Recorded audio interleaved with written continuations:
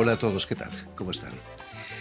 Para los que hemos vivido en una isla, el viento es algo muy natural, casi como un amigo si no sopla demasiado fuerte, pero por todos es sabido que si el viento es constante y violento, puede provocar cambios de humor e incluso agravar algunas patologías psiquiátricas. Esto lo sabe muy bien nuestro invitado de hoy, el artista español Juan Huslé, quien inaugura este jueves una exposición en la Galería Lelong, aquí en París, que lleva el título de Viento Sur. Muy buenas tardes, Juan. Hola, buenas tardes, Guillermo. Bienvenido a Radio Francia Internacional. Muchas gracias Un por placer. tenerme. Eh, Has nacido en Santander, en el norte de España, entre Ujú. el mar y los picos de Europa. Has experimentado en propia carne lo que los científicos llaman el efecto Fogen, ese cambio brutal de temperatura que en un par de horas puede pasar de 18 a 33 grados. Sí, claro. De hecho, nosotros a este viento le llamamos sur porque en efecto viene a través de las montañas y viene de la zona de Burgos, digamos, ¿no? De la meseta. Y es muy curioso, recuerdo perfectamente los años que vivía en la ciudad, que cuando pega bien el viento sur, aunque esté nevado, aunque esté como fuera a nivel de temperatura, radicalmente las temperaturas suben, quiero decir, se hace más caliente y sobre todo lo que cambia es la percepción visual. Tú ves la bahía que está enfrente de la ciudad de otro modo. Los espacios se descomponen y toman otra dimensión y de algún modo se acercan a la retina. La parece que los días de viento sur en Santander, en la ciudad, todos los locos o la gente que tiene tendencia a estar un poquito más allá o más acá de lo que se supone que es comportamiento normal, salen a la bahía a pasear y es un espectáculo. Imagino que al cerebro le cuesta mucho adaptarse tan rápido a ese cambio de temperatura, ¿no? Sí, bueno, no siempre es, digamos, no hay un patrón, ¿eh? No siempre es lo mismo, pero sí que lo has definido bien al principio, cuando hablabas del viento sur, que lo que se puede hacer molesto, incómodo e incluso te puede perjudicar es el hecho de que sea, de que dure mucho tiempo. O sea, que haya viento sur puede ser un masaje, incluso puede ser estimulante. De hecho, hay teorías que dicen que, bueno, que produce unos efectos similares a lo que puede ser para los catalanes del norte la tramontana. Por supuesto. Solamente que la tramontana viene del Y norte hace y en frío. este caso nuestro viento viene del sur. Pero digamos que estimula o que de algún modo invita a sentir y a percibir de otro modo. Puede favorecer, digamos, te puede colocar un poquito en términos de rendir más visualmente a la hora de incluso tener impulsos creativos. Pero claro, la creación, el concepto de creación y el concepto de locura algunas veces no están muy lejos. De poeta y de loco, todos tenemos un poco, ¿no? Permíteme que recuerde, Juan, que has nacido en Santander, como decíamos, en Sí, 1954. Es cierto que tienes orígenes flamencos, no de Andalucía, sino de Flandes. sí, sí, sí.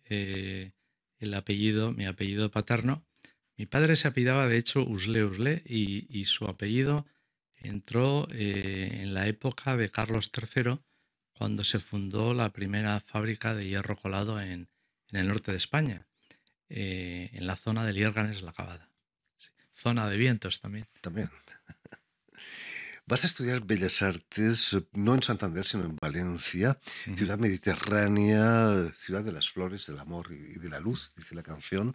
Sí. Eh, Imagino que esa luz intensa del Mediterráneo cambió mucho tu carácter, ¿no?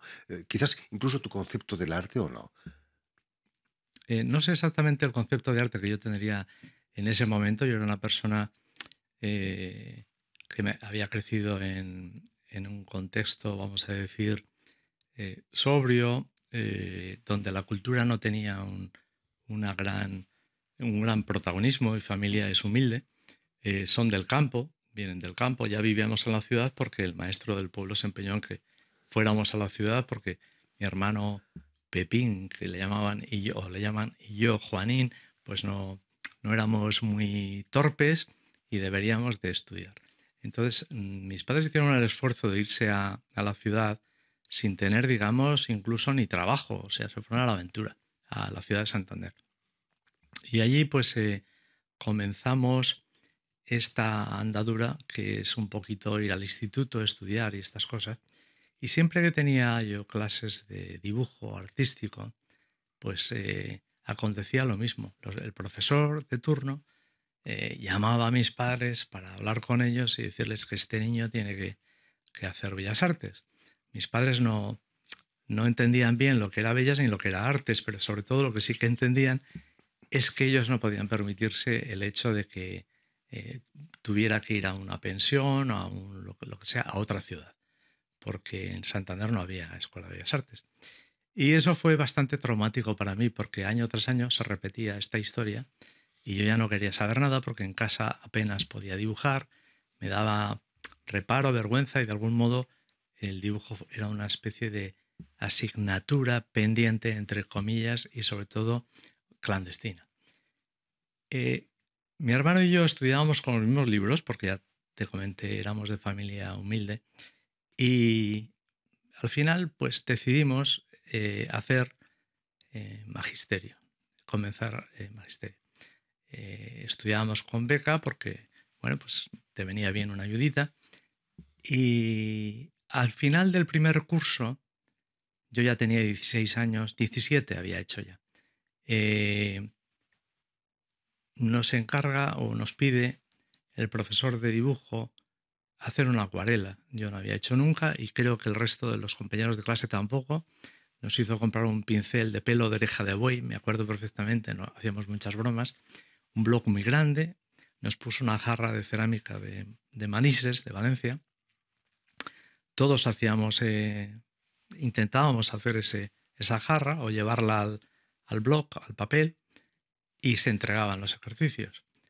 Al día siguiente que tuvimos clase de dibujo, lo primero que hizo el profesor es decir mi nombre, ponerme en pie, y yo me puse en pie y por supuesto estaba pues como te sentías en clase de matemáticas cuando te pedían que salieras al encerado a resolver la ecuación de, yo qué sé, en fin, bastante acojonado, digamos, ¿no?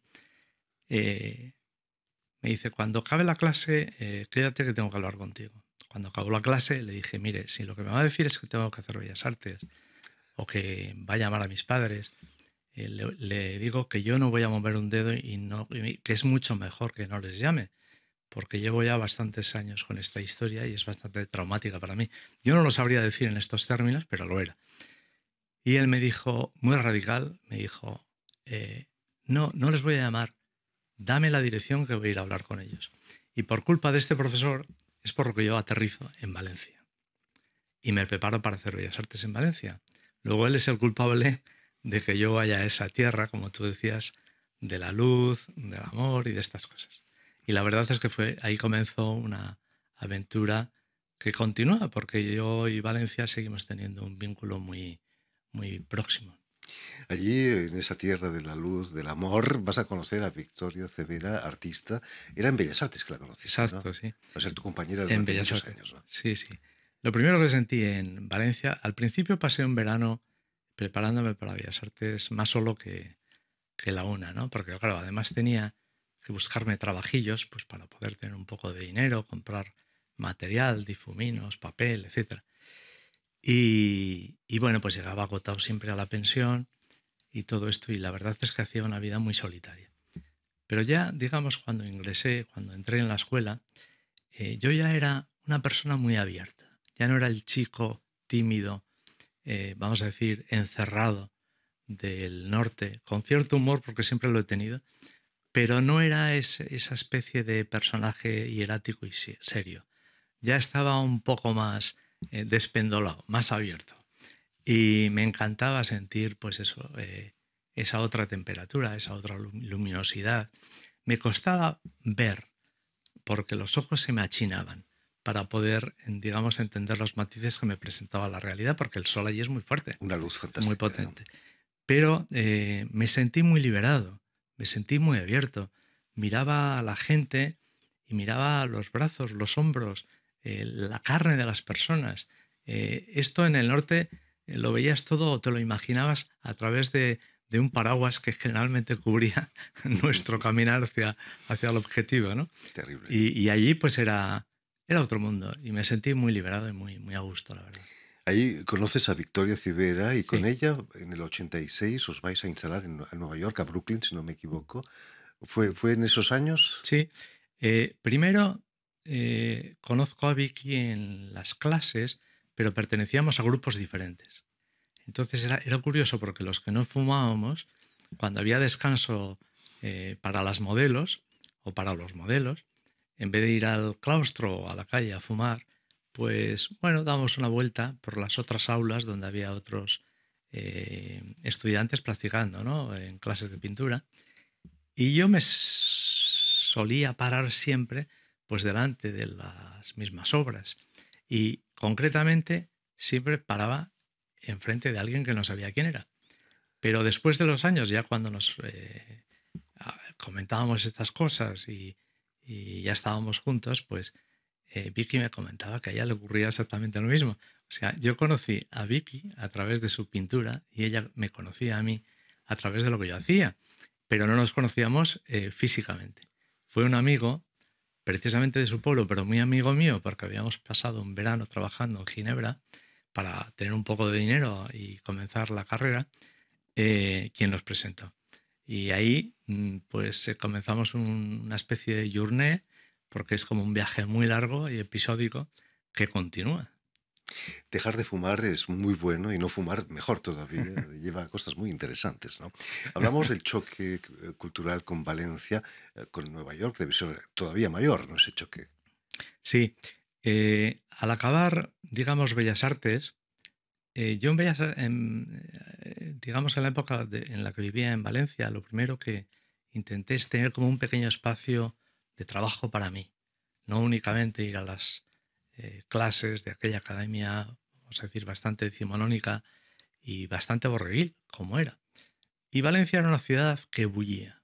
Era una época también muy dada al cuestionamiento y a la lucha en contra del franquismo, porque eran los últimos años de Franco, y sobre todo de autocuestionamiento del qué es el arte, del por qué estoy yo aquí en esta torre de marfil pintando y si lo que tengo que hacer es estar corriendo delante de los grises o pintando plazas públicas para denunciar lo que está ocurriendo a nivel social. Déjame aclarar que los Claro, grises no son colores de tu pintura, sino la policía, que se llamaba así. Los llamaba porque iban vestidos de gris, ¿no? exactamente, exactamente. Muy acorde con el régimen Eso es. franquista. Sí, casi todo era gris. Es cierto, era un régimen muy gris. En aquella época el arte estaba muy revolucionado con nombres como Tapies, Mm, Saura, sí. tantos otros, ¿no? Era muy difícil, imagino, romper moldes cuando ya los habían roto todos, casi ellos, ¿no?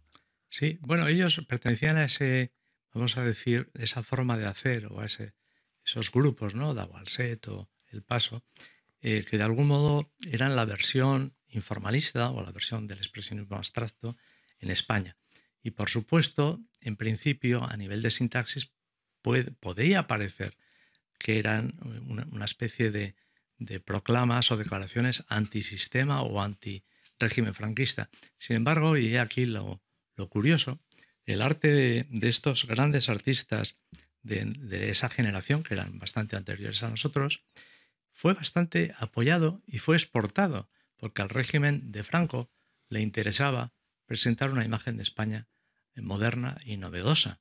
Entonces, bueno, Tapies gana una Bienal de Venecia en aquellos años, todos ellos van a la Bienal de Sao Paulo, etcétera, etcétera, etcétera. Pero esto no tenía mucho que ver con la academia, es decir, con la Escuela de Bellas Artes donde nosotros estudiábamos, porque la Escuela de Bellas Artes donde nosotros estudiábamos permanecía en el siglo XIX. Entonces nosotros, lógicamente, tuvimos que salir a la calle, tuvimos que aprender y contactar con las cosas que eran últimas o más modernas en el ejercicio o la práctica del arte en España y por supuesto también porque no puede parar un joven de recibir información cuando vive en un país donde la información está censurada. Entonces nos informábamos de todo lo que podíamos y todo lo que podíamos nos llevaba bastante cerca de lo que estaba pasando en el mundo, que no era necesariamente lo que pasaba en España, sino algo más radical. Y acabamos pues en cosas mucho más digamos, relacionadas con John Cage, con, no sé, con la música conceptual, con el arte conceptual y otras cosas, ¿no? Estilísticamente has evolucionado desde tus inicios. En principio era una abstracción lírica casi muy geométrica también. Mm, Últimamente has depurado tu arte. Estaba mm, pensando en la música de Federic Montpou, el compositor catalán. mm, Tiene unas composiciones que se llaman música callada, ujú. basadas en algún poema de San Juan de la Cruz. ¿Has intentado despojarte de cosas para llegar a lo que estás haciendo hoy en día? Sí, no, no es que lo haya intentado, pero yo creo que en la vida, eh, cuando eres joven, tienes mucha energía. Eres un torrente. Eres como la vida y el río se parecen mucho. Tienes tanta energía que lo difícil realmente es canalizar esa energía, es decir, posibilitar o generar los útiles suficientes para que esa energía tenga sentido y genere algo. Eh, yo he trabajado muchísimo, he hecho muchas cosas. eh, Como te comentaba antes, me encantaba la idea de practicar un arte revolucionario. Creía firmemente cuando era joven, en esos años, recuerdo en las asambleas, en la escuela, por ejemplo, que yo eh, trataba de convencer a mis compañeros de que la pintura, tal y como se concebía en aquella escuela, no tenía ningún sentido y que, por supuesto, que incluso Velázquez, si viviera en nuestra época, haría cine. Ahora no lo creo necesariamente, pero en aquel momento me venía muy bien para lo que yo quería decir. Y de algún modo yo lo intentaba practicar, pero ocurre que tienes medios o no tienes medios, o también que tu realidad interior, esa que has nombrado, esa de la música callada, eh, te lleva a, después de estar todo el día trabajando, haciendo cosas, pintadas, murales, performance en la calle, eh, cosas, vamos a decir, muy de guerrilla, volvía a mi pequeño estudio al otro lado del río y allí me sentía tranquilo, solo y necesitaba pintar. Volvías a lo esencial. Volvía a lo esencial. Y ese volver fue progresivo, fue paulatino y he ido pasando por diferentes fases, porque yo también he pasado fases en las que mi pintura ha estado tremendamente contaminada por otras cosas a nivel de sintaxis, no solamente a nivel de vida, porque el arte y la vida tienen que ir de algún modo conectados siempre, si no lo que haces no es arte, es decoración o es un ejercicio de diseño, etcétera, y no es que el diseño no tenga validez, que lo tiene, y por supuesto, como cualquier arte, pero sí que es cierto que para mí el arte necesita impulso, vitalidad y entraña. Yo necesito hacer las cosas en las que creo porque son las cosas que siento. Y si no siento, no creo en lo que hago. Cuando yo veo que hago algo que, de acuerdo, que está bien, queda resuelto formalmente, pero que no late nada ahí, a mí no me sirve, no me dice nada. Entonces he pasado por muchas fases y bueno, pues desde una época donde prácticamente todo lo que pintaba era negro, pero de grandes pinceladas y capas de pintura y de óleo, que me lo hacía yo mismo, sobre otras capas y sobre otras capas, hasta otros momentos de mayor depuración. Esta fase la pasé en mi regreso, en nuestro regreso, el de Vicky y mío, a Cantabria, después de acabar Bellas Artes, porque me ofrecieron un trabajo. Y tener un trabajo en aquella época te permitía no solamente comer, sino también comprar materiales para poder seguir pintando. Pero luego tuve mucha suerte, yo siempre he tenido una gran suerte y siempre cuando alguien veía algún trabajo mío, pues me ofrecía algo, la posibilidad de participar en una exposición colectiva, lo mismo con Vicky, ¿eh? O no sé, incluso hacer una exposición individual, etcétera. Y de algún modo, poco a poco, me iban robando del mundo de la enseñanza y me iban metiendo en el mundo del arte. Yo lleno de dudas, porque aunque estaba muy liberado a nivel vital y a nivel personal y sensorial y tal, pero a nivel de confrontarte con la realidad y pensar eh, de qué vas a vivir y sobre todo ya tuvimos una niña, ¿eh? Entonces ya me costaba más, porque claro, La tú no puedes responsabilidad. decidir el futuro o la vida de un ser que acaba de nacer si no tienes un sueldo mínimo fijo al mes, etcétera. Pero me lancé al ruedo. Entonces comencé a hacer exposiciones, cada vez me salían mejor, tuve muy buena respuesta de público y crítica, sobre todo. Las respuestas críticas son muy importantes, sobre todo al comienzo, ¿no? Porque te sitúan como en ciertos niveles y te dan la posibilidad de exponer o de acceder a ventanas, a plataformas donde Que te abren otras la puertas. gente te ve y también incluso te demandan tu obra o la compran, ¿no? Y en esto yo siempre he dicho, y creo que es cierto, que he tenido mucha suerte. En la exposición que inauguras este jueves aquí en París, en la Galería Le Long, Viento Sur, imagino que ha sido muy bien recibida, si vemos el clima terrible que estamos teniendo estas semanas aquí en París, ¿no? Está bien Sí, que el viento sur llegue a París también, ¿no? sí. Bueno, no lo sé cómo ha sido porque comienza el jueves, ¿no? Mañana.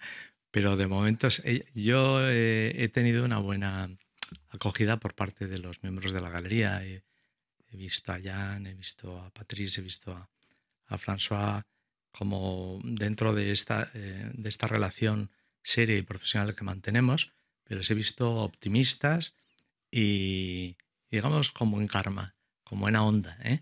Y, y creo que, o espero, vamos a ver cómo va. No quiero decir que espero que vaya bien, que las cosas se desarrollen con normalidad y vamos a ver, yo he trabajado la exposición a fondo y a tope porque vivo muy intensamente lo que hago, me gusta muchísimo mi profesión, soy un enamorado de la pintura y de mi profesión, sigo pintando por eso, no porque la pintura piense que sea el único medio ni el mejor, pero creo que es un medio más al que hay que respetar porque tengo la seguridad y sobre todo siento esa experiencia de percibir y de proponer en y desde la pintura con mucha, es que la palabra verdad no me gusta mucho, pero sí con mucha intensidad. O sea, Por le da supuesto. mucho sentido a mi vida.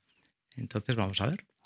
En fin, pues ya lo saben, tienen una cita en la Galería Le Long, aquí en París, para la exposición del artista español Juan Uslé, que lleva el título Viento Sur. Muchísimas gracias, Juan, por haber estado Gracias a aquí ti, con Jordi. nosotros. Permíteme también que dé las gracias a Diego Tenorio y a Robin Cuseno, que se han ocupado de la realización del programa, y también saludar a nuestros telespectadores, porque también los tenemos, que nos Claro. siguen en toda América Latina, gracias a la cadena Unión Continental Latinoamericana, y también Ujú. a una red que se llama TAL, que reúne televisoras públicas y universitarias de toda América Latina. Por supuesto. Y a ustedes, muchísimas gracias por su atención y les damos cita para una nueva edición de El Invitado de Radio Francia Internacional.